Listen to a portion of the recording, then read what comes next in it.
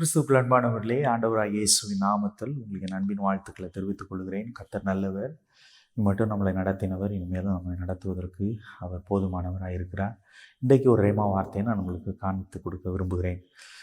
அப்போஸ்தலனாகிய பவுல் ரோமாபுரிக்கு எழுதின நிருபம் 14ஆம் அதிகாரம் 17வது வசனத்தை நான் உங்களுக்காக வாசிக்கிறேன். தேவனுடைய ராஜ்யம் புசிப்பும் குடிப்பும் அல்ல, அது நீதியும் சமாதானமும் பரிசுத்த ஆவியினால் உண்டாகும் சந்தோஷமாக இருக்கிறது. அப்போஸ்தலனாகிய பவுல் ரோமாபுரிக்கு சில காரியங்களை, தீட்டுள்ள காரியம், சாப்பிட்ற விஷயத்தில் சொல்கிறாரு. தீட்டுள்ள காரியம், தீட்டு இல்லாத காரியம், தீட்டு எப்படி வரும், தீட்டு எப்படி வராது, நீங்கள் இப்படி சாப்பிட்டா உங்களுடைய சகோதரனுக்கு இடர், இப்படி பல காரியங்கள் எழுதுகிறார். எழுதும் பொழுது சில நடுவில் நான் பார்த்தீங்கன்னா ஒரு கன்க்ளூஷன் மாதிரி சொல்கிறாரு. தேவனுடைய ராஜ்யம் புசிப்பும் குடிப்பும் அல்ல. Kingdom of God is not about the eating and drinking, but it's about the righteousness, peace and the happiness that comes through the Holy Spirit, the joy that comes through the Holy Spirit. தேவனுடைய ராஜ்யம் புசிப்பும் குடிப்பும் அல்ல, அது நீதியும் சமாதானமும் பரிசுத்த ஆவியினால் உண்டாகும் சந்தோஷமாக இருக்கிறது அப்படின்னு சொல்கிறார். இப்போ இந்த 3 காரியம் இருந்துச்சுன்னா தேவனுடைய ராஜ்யத்தில் இருக்கிற ஆசீர்வாதங்கள் அது நமக்குள்ளே பெருக ஆரம்பிக்கும். நீதி, சமாதானம், சந்தோஷம். நீதி என்று சொன்னால் பார்த்திங்கன்னா உண்மையாக இருக்கணும், நீதியாக இருக்கணும், நியாயமாய் நடந்து கொள்கிறது, நீதி செய்கிறது, மற்றவங்களுக்கு ஒரு நல்ல காரியம் செய்கிறது, நீதி செய்கிறது, நீதியாக இருக்கிறது.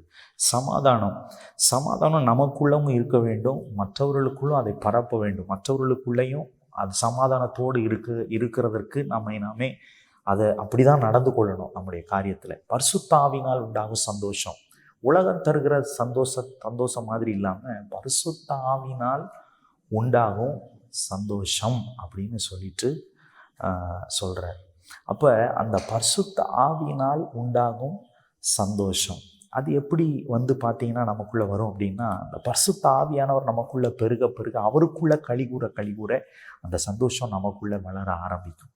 இப்போ அதுதான் தேவனுடைய ராஜ்யம்னு சொல்கிறார்.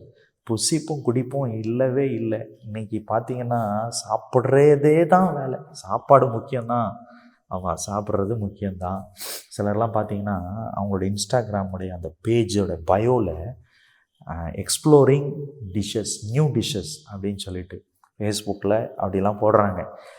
இன்றைக்கி யூடியூப்லாம் பார்த்தீங்கன்னு வச்சுங்களேன், சாப்பிட்றதுக்குன்னே எங்கே போய் எந்த இடத்துல சாப்பிட்லாம், எந்த இடத்துல என்ன கிடைக்குது அப்படின்னு சொல்கிறதுக்குன்னே நிறைய யூடியூப் சேனல்ஸ் இருக்குது. குட் சாப்பாடு தேவை, சாப்பிட்ணும், நல்லா ருசிகரமாக சாப்பிட்ணும், நல்லது தான். ஆனால் சாப்பாடு உணவு தான். ஆனால் பார்த்தீங்க அப்படின்னா அது கிடையாது ராஜ்யம், தேவனுடைய ராஜ்யம் சொல்கிறார்.